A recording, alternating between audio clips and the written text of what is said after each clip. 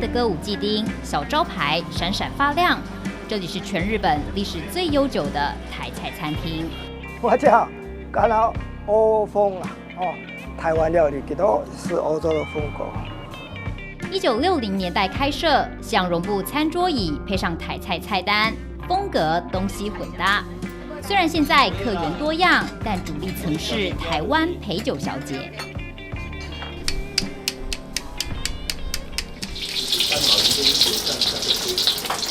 油锅烧热，倒入蛋液香煎，没多久，一道台式经典菜菜脯蛋上桌。其他像是空心菜、炒米粉、咸蛤蜊也是必点菜色。以为大菜才上台面，其实粗茶淡饭更合胃口。拢食迄个咱台湾故乡较早古早的口味啊，咱台湾国这是足粗俗啊，但是对阮这个出外人来讲吼，这非常非常稀罕的东西啊。40多年前，台湾经济不佳，大批女性跨海到歌舞伎町打拼，李克顺的餐厅顺势成为他们的后盾。不止自己吃，也带客人吃，名声跟着远播。拢台湾的华侨，甲这小姐啦，上班的啦，日本人啦，拢对遮啦。要啉烧酒，进前就来我遮食，才带伊因店的啉烧酒，因店的饮料，搁来我遮食宵夜啦。所以讲我这间等于一天可以满3次啊。客满3届啊！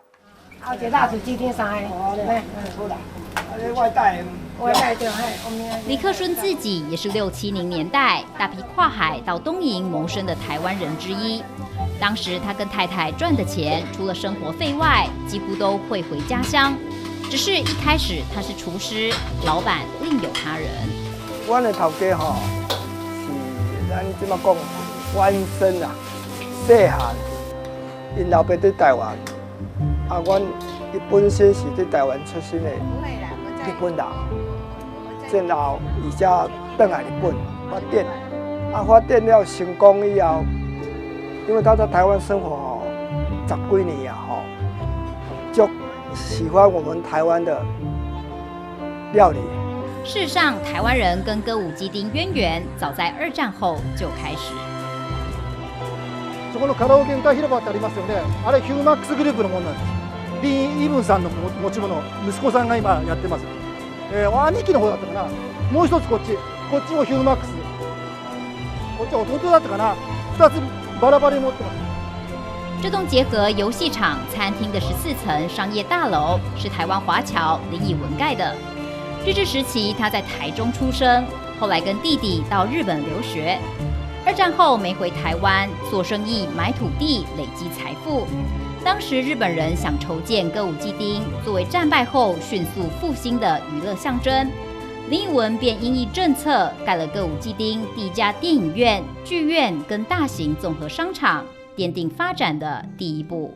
戦後すぐ台湾人が作った喫茶店がたくさんあるんだけど、その戦後の台湾人が作った喫茶店の雰囲気を残しているのが今ここ1店舗しかないのね。非常に貴重だと思います。不止林以文，当时还有许多台湾人已经暂时被禁的西洋乐，经营潮流的咖啡厅、吃茶店。由于日本是战败国，物资被严格管控，像这种非民生必须的奢侈生意，并非人人能做。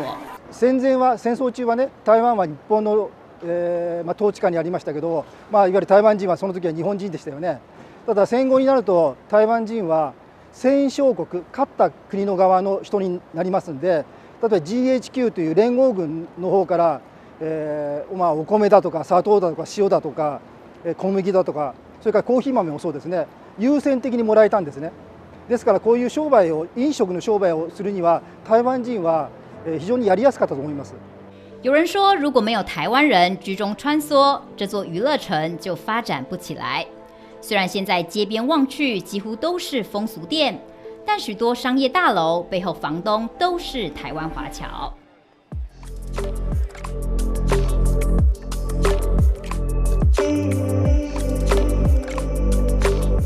風林会館で、この風林会館林佐陽さんという方がオーナーでもう亡くなられてますけども、今はこれ見ても分かんないんだけど、上の方だとビリヤードだとかいろんな、施設が入ってるんですね。で下の方ちょっと分かりづらいけど喫茶店が入ってます。1階は。地标之一枫林会馆里头有无数风月场所，更曾发生黑道枪击事件。无论收租、经营帕庆狗、廉价旅店，这些华侨跟后代都很低调。就连这栋台湾同乡协同组合，也是隐身在一堆鲜艳夺目的风俗业招牌中，一不小心就会错过。6階なんですよ。私最初来た時なんかあれどこにあるのかなと思ってびっくりしたんですけど、結局ペントハウスだったんです。ここなんですよ。台湾道協協同組合って書いてある。そうですそうです。ちょっと不思議な場所ですよね。こんにちは、お邪魔します。走进办公室，熟悉国旗映入眼帘。高龄90岁的理事长庄海树，40多年前与台侨集资买下这栋建筑物，成立同乡会，支持侨胞度日发展。如今会员已超过100人。今日日本人借银人借钱，伊要借，台湾人要借，为无爱借人啊。咱台湾人第逐项做花啊，吼，做标花啊，一人头啊出700万，24个，2400万啊，就去做生意，哦，啊，就标花啊呢。用这方法以后，大家做这组合来钱来借啊呢，帮忙这同胞来发展啊呢。靠着出租楼层给牛郎或娱乐店筹措放款基金，维持组织运作。台湾人在歌舞伎町默默活跃，绝大多数日本人都不知道。直到作家稻叶佳子推开台湾同乡会大门，这段不为人知的历史才跃然纸上。私の父は台湾のキールンで生まれて育ったっていうこともありますし、町がどうやって作られてきたかっていうようなことを調べるのが一つこう研究のする一つの研究専門なんですね。だからそれもあって非常に興味を持ちました。台湾人がいかにこの町の繁栄に関わってきたっていうことが知られないまま終わってしまうので、なんとかそれを書き残しておきたいと思いました。